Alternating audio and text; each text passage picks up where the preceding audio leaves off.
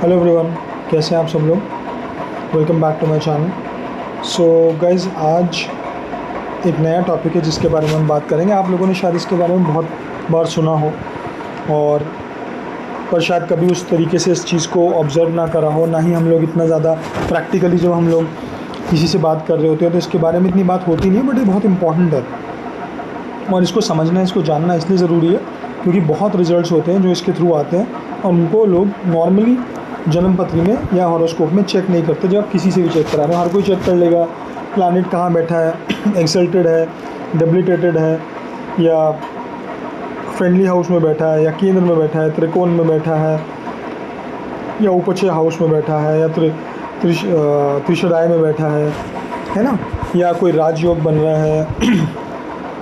ये सब चीज़ें ज़्यादा चेक होती हैं, दशा कौन सी चल रही है। बट एक ये जो टॉपिक है इम्पॉर्टेंट है और इसको चेक करना भी उतना ही ज़रूरी है कि इससे हम हाउस और प्लैनेट के बारे में काफ़ी जान सकते हैं। तो ये जो टॉपिक है इसको हम लोग बोलते हैं कर्तरी योग, ठीक है। अब ये मैंने कर्तरी बोला, पाप क्यों नहीं बोला, क्योंकि ये योग पाप भी होता है और ये कर्तरी शुभ भी होता है, ये एक ही नहीं होता। ज़्यादातर हमें बताया जाता है कर्तरी योग से डराया जाता है, इसको हम लोग हमेशा पाप कर्तरी बोलते हैं, जबकि पाप नहीं, शुभ भी होता है। पाप होता है, बिल्कुल होता है, और उसके बारे में और उन सब चीज़ों के बारे में आज हम डिटेल से विस्तार से बात करेंगे। और मैं आप लोगों को समझाने की कोशिश करूँगा जितना मैं समझा पाऊँगा कि ये होता कैसे है, इसको देखते कैसे हैं किसी भी हाउस के लिए और इनफैक्ट प्लैनेट के लिए, ठीक।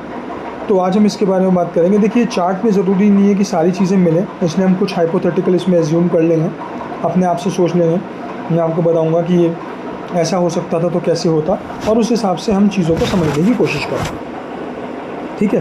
तो चलिए, सबसे पहले हम बात करते हैं कि कर्तरी योग या पाप या शुभ होता क्या है। देखिए, कर्तरी मतलब कैंची होता है, कैंची का काम होता है काटना। अब इसी तरीके से हमारे एस्ट्रोलॉजी में भी बोला जाता है कि सपोज़ कीजिए ये हमारा एक हाउस है, ठीक है।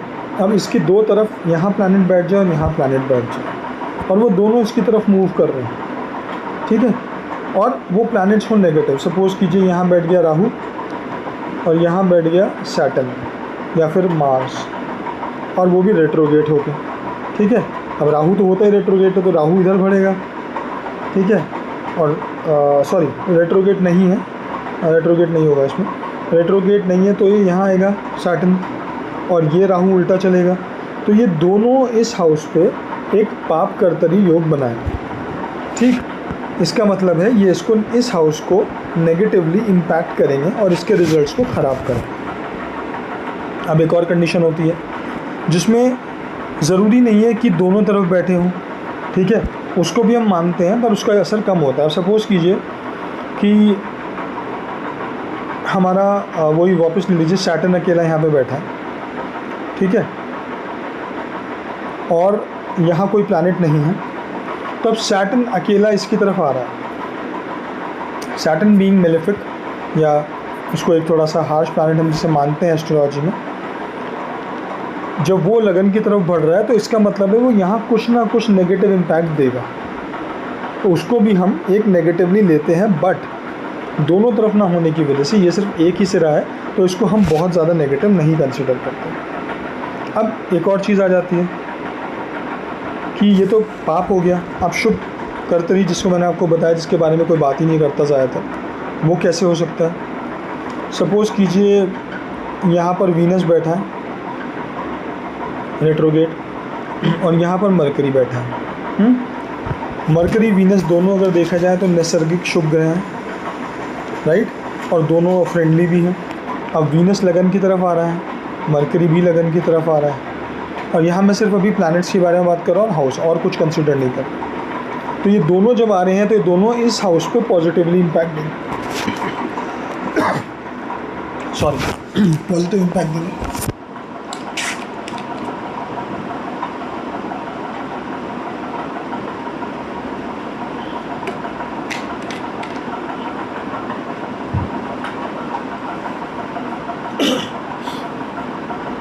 जी, तो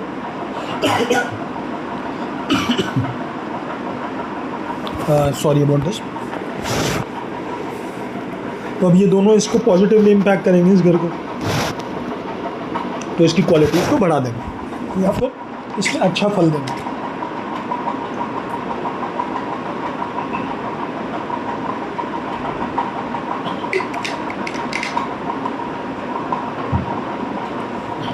तो ये हमारा बन जाता है शुभ कर्तव्य, जो कि पॉजिटिवली इम्पैक्ट करेगा। सिर्फ पाप ही नहीं होता, शुभ भी होता। ठीक है, चलिए ये तो हमारी बात हो गई हाउस को लेकर। अब कई बार हमारे प्लैनेट्स की बात होती है। जैसे अगर हम इस हाउस में देखें तो हमारे 3 प्लैनेट्स बैठे हैं। सन को अगर आप देखोगे तो वो 27 डिग्रीज पे बैठा है, सैटर्न जो है 28 पे है, और मरकरी जो है वो 9 डिग्रीज पे बैठा है। अब यहाँ पर अगर हम देखेंगे तो सन जो है वो सैटर्न और मरकरी के बीच में आ गया। बीच में क्यों आ गया? मरकरी 9 डिग्री है, राइट, बट वो स्ट्रेट मोशन में है, आगे की तरफ बढ़ रहा है। ठीक है, तो वो ऑब्वियसली आगे की तरफ बढ़ेगा तो सन की तरफ जा रहा है। यहाँ सन जो है वो सैटर्न की तरफ जा रहा है और सैटर्न जो है वो और आगे जा रहा है। इसमें से कोई भी रेट्रोगेट नहीं हुआ।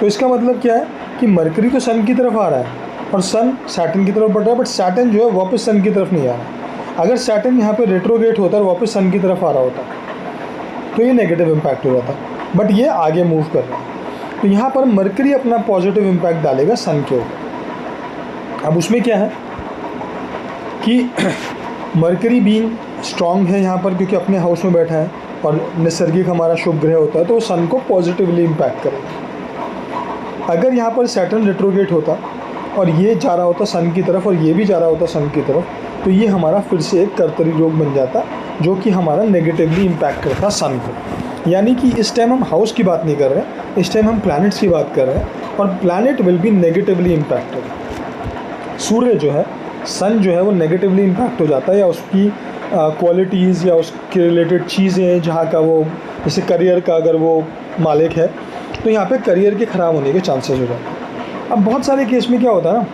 जो हम लोग चार्ट देखते हैं, हमसे कोई करियर रिलेटेड क्वेश्चन पूछता है तो हम क्या बोलते हैं, वो पूछेगा प्रॉब्लम है करियर में, तो हम देखेंगे करियर में कौन बैठा है, वीनस बैठा है, which is a benefic planet, कोई बुराई नहीं है। सन जो है वो 8th हाउस में चला गया, विच इज़ ओके, बट वो बुध के साथ बैठ के बुध आदित्य राजयोग बना रहा है, जिसको थोड़ी सी पावर सैटर्न कम कर रहा है, क्योंकि सैटर्न बैठ के वो इतना अच्छा राजयोग नहीं बन रहा, बट है तो राजयोगी।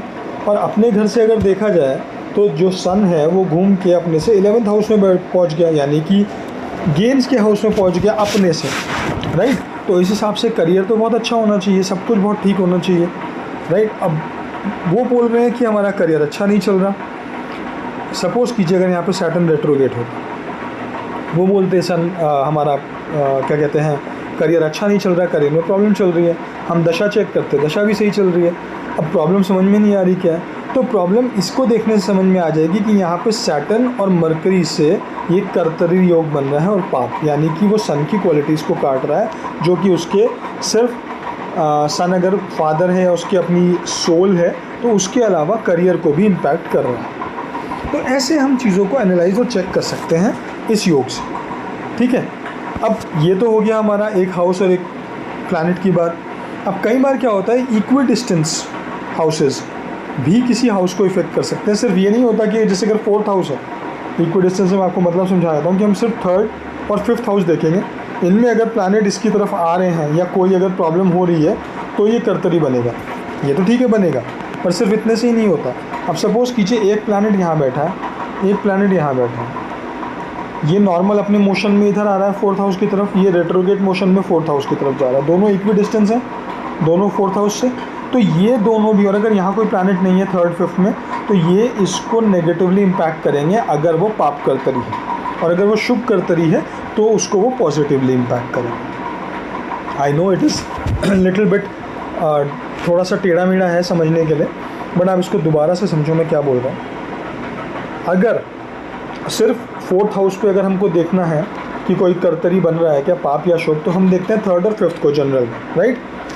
सिर्फ इतने से ही नहीं है, अगर 3rd 5th में कोई प्लैनेट नहीं है, या अगर 5th में या 3rd में नहीं है, तो हमने क्या देखा कि हमारा एक प्लैनेट जैसे इसमें बैठा हुआ है मार्स। अब सपोज़ करो मार्स रेट्रोगेट हो जाता है, ठीक है, यहाँ पे बैठा है सैटर्न जो नॉर्मल मोशन में बैठा है। अब सैटर्न क्या है, Saturn is moving towards 4th house and Mars is also moving towards 4th house, दोनों एक दूसरे के एनिमी हैं, राइट।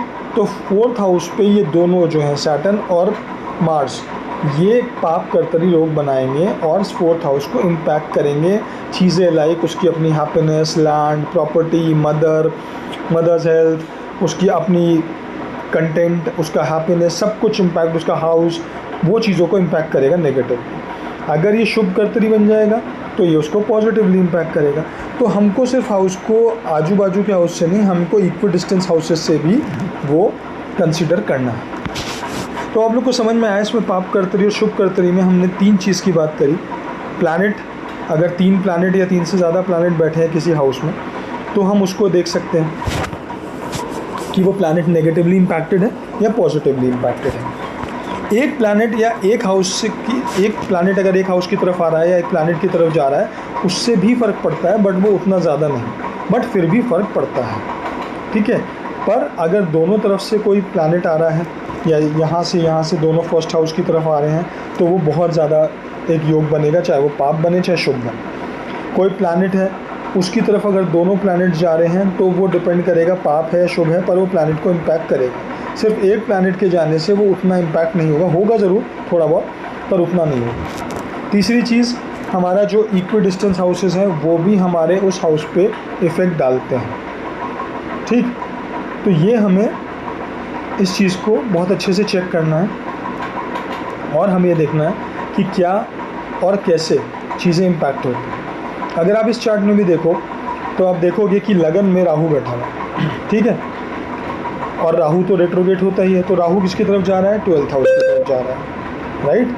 मून जो है हमारा, आप देखो यहाँ से फिर 12th हाउस की तरफ जा रहा है। मून और राहु दोनों इस 12th हाउस पे पाप कर्तरी योग बना रहे हैं इस चार्ट में। मतलब सबसे पहली चीज़ क्या हो गई कि हमारा हाउस पे इम्पैक्ट आ गया। हाउस है हमारा 12th, तब 12th हाउस किन किन चीज़ों से रिलेटेड होता है आप लोगों को पता है, foreign lands, isolation, jails, bed pleasures. तो उन सब चीज़ों में कहीं ना कहीं ये कमी देगा ये पाप कर्तरी, क्योंकि ये पाप कर्तरी है प्रॉपर वाला और इसमें ज़्यादा इमोशंस को लेके प्रॉब्लम आएगी, ठीक है। तीसरी चीज़, यहाँ पर ये house is controlled by Venus, ठीक है। Venus again is sitting in 10th house, तो वीनस के ऊपर भी फ़र्क पड़ेगा because they are impacting Venus का मूल त्रिकोण हाउस, तो उस प्लैनेट के ऊपर भी डेफिनेटली फ़र्क पड़ेगा। तो हमको ये भी चीज़ें एनालाइज करनी हैं देख के, ठीक है। सो गाइज, आई होप ये टॉपिक आज आप लोगों को समझ में आया हो। मैं इस टॉपिक को लाना चाहता था आप लोगों के समकक्ष, क्योंकि मुझे बहुत ज़्यादा लगता था कि लोगों को समझना चाहिए कि पाप कर्तरी, शुभ कर्तरी या कर्तरी योग जो है वो समझना, जानना और उसको इम्प्लीमेंट करना बहुत ज़रूरी है। हम लोग नॉर्मल चीज़ों को और चीज़ों को बहुत वैल्यू देते हैं, ग्रह की उसकी पावर, उसकी एक्सल्टेशन, डेबिलिटेशन, दशा, राजयोग, ठीक है, त्रिकोण, केंद्र, सब ज़रूरी है। बट जब सब चीज़ें चेक करें उसके बाद हमें ये भी चेक करना है अगर किसी स्पेसिफिक हाउस के बारे में, जैसे मैंने आपको यहाँ पे बताया था कि अगर करियर हाउस के बारे में क्वेश्चन पूछा गया है तो सिर्फ आप करियर हाउस में बैठे प्लैनेट या करियर हाउस के लॉर्ड को देख के आंसर ना दें, और भी चीज़ें एनालाइज कर लें कि क्या कोई कर्तरी योग बन रहा है क्या यहाँ पर, पॉजिटिव, नेगेटिव या कोई भी चीज़ ऐसी बन रही है, वो अगर वो बन रही है तो उसको भी आप लोग एनालाइज करें and then come to a final conclusion, ठीक है। देखिए, एस्ट्रोलॉजी में मैं हमेशा बोलता हूँ कुछ भी ब्लैक एंड वाइट नहीं होता कि जो जैसा बोल दिया वैसा है, कि अगर वीनस 10th हाउस में बैठ गया तो वो दिग्बली नहीं है तो इसका मतलब उसकी पावर कम हो गई है, वो ऑलरेडी यहाँ के लिए नेगेटिव हो गया, यहाँ पाप कर्तरी से उसका हाउस इम्पैक्ट हो रहा है तो उसकी पावर रिड्यूस हो गई तो 10th हाउस में प्रॉब्लम आएगी। नहीं, सब कुछ नहीं देखा जाता, और भी चीज़ें देखनी पड़ती है। सन को देखो, सन की पावर देखो, कर्तरी योग देखो, फिर सन किसके साथ बैठा है, क्या राजयोग बना रहा है, क्या नहीं बना रहा है, सारी चीज़ों का एनालाइज करने के बाद ही आप लोग आंसर दे सकते हो 10th हाउस या किसी भी हाउस के बारे में, ठीक है। पर इसमें एक और चीज़ भी है, 10th हाउस के लिए तो खैर हम दशांशा भी चेक करते हैं, तो वो एक सेपरेट टॉपिक, ठीक है। तो चलिए, आई होप ये वीडियो आप लोगों को अच्छा लगे और आप लोग इससे कुछ ज़रूर सीखें। अगर आप लोगों को वीडियो अच्छा लगे तो guys please subscribe to the channel, like the video, comment अगर आप लोगों को कुछ भी पूछना है या कोई और टॉपिक है जो आप लोग के दिमाग में है जो आप लोग चाहते हैं कि मैं बनाऊं, तो please do let me know, I will definitely make a video on that. But इस टॉपिक को अच्छे से समझें, वीडियो को देखें और अगर आपके कोई क्वेश्चन है तो मुझे ज़रूर बताएं और इम्प्लीमेंट करके देखें इस डिफरेंट चार्ट पे और अपना एक्सपीरियंस भी मेरे साथ शेयर करें। ठीक है, चलिए guys, that's all for this video. Thank you so much, bye.